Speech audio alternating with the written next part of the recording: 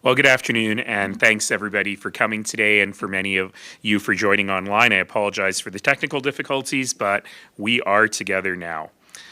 And we're gathered today here on Treaty 7 land on an important anniversary. A year ago today was the devastating wildfire in the town of Jasper, one of the worst natural disasters to ever hit here in Alberta, and one that hit really close. Even for Albertans who don't spend a lot of time in Jasper, Jasper really is a part of our identity. And anniversaries like today can be hard. And I know that the town of Jasper just did a wonderful commemoration, and 6 of our Alberta New Democrat MLA colleagues were able to join, not to speak, not to grandstand, but just to talk to folks, to talk to the people of Jasper, to talk to first responders about what they've been through in the last year as part of our Better Together summer. And I think it's important. Anniversaries like today really matter. They're hard days. They're going to dredge up a lot of bad memories. They're going to remind people of the work that is left to be done in order to recover their businesses and their properties. But today is also a day of gratitude. It's a day to be grateful for the first responders, for all of the citizen volunteers, for all of the public servants who work hard every single day to keep us safe. And in particular today, we remember with extraordinary gratitude the life of a young man who lost his life fighting those fires, Morgan Kitchen. Imagine the future that Morgan would have had, but Morgan believed in public service and in keeping all of us safe.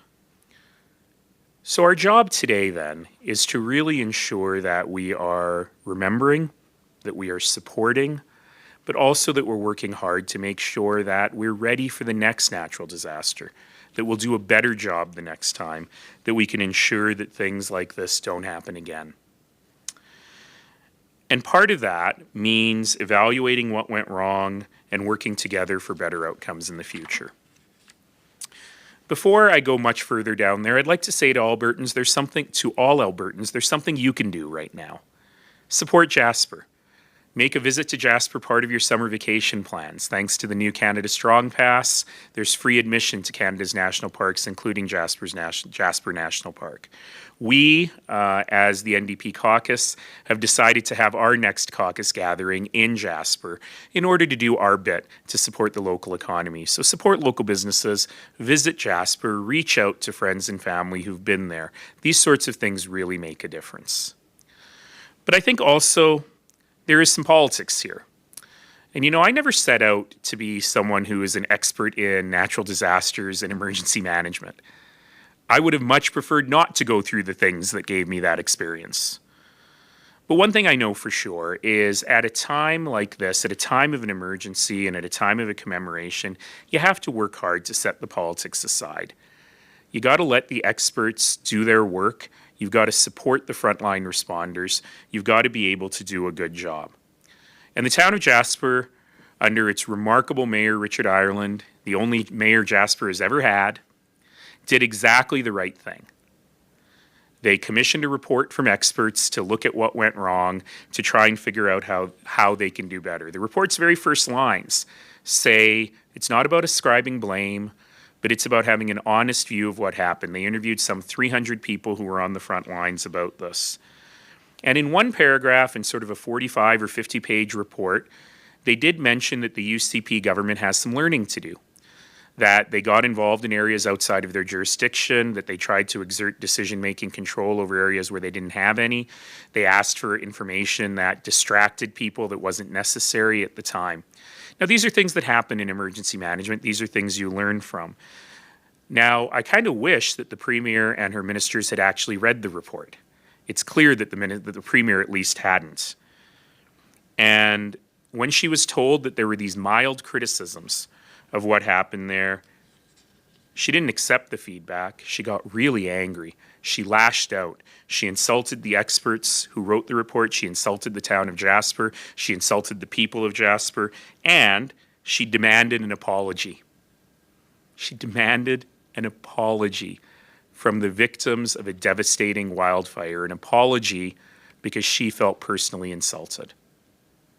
Well, as I said this weekend, I'm sorry, Your Majesty, you're not actually the Queen. You're the Premier. and public servants accept responsibility, something that this government has had a great deal of trouble in trying to do. Jasper and Alberta deserve real leadership, not petulant, entitled politicians who lash out and can't brook any criticism whatsoever. This is a town in recovery. This is a town where businesses are struggling to come back. It's a town that lost 1/3 of its structures. And we know that we have to help in this recovery. And the provincial government, by the way, has done a lousy job of that as well. We have people living in temporary housing. We had the provincial government using this yet again as an opportunity to pick a fight with Ottawa and not build the housing that the town of Jasper says it needs in the hopes that they could, I don't know, own the libs, try and win a fight with Parks Canada. And as a result, the pace of housing construction in Jasper has been far, far slower than it needs to be. And the Premier has expressed no contrition, no regret for demanding an apology from the town of Jasper. She has to be committed to working with partners, whether that's local municipalities, local people, or even the federal government. Otherwise, future disasters will become more political, more chaotic, and more dangerous.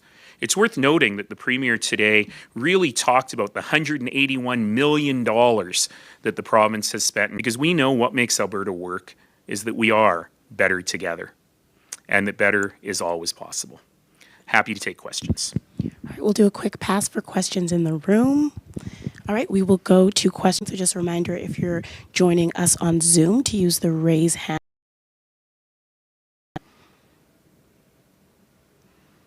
Okay, and with no questions on Zoom, that concludes our press conference. That was so easy.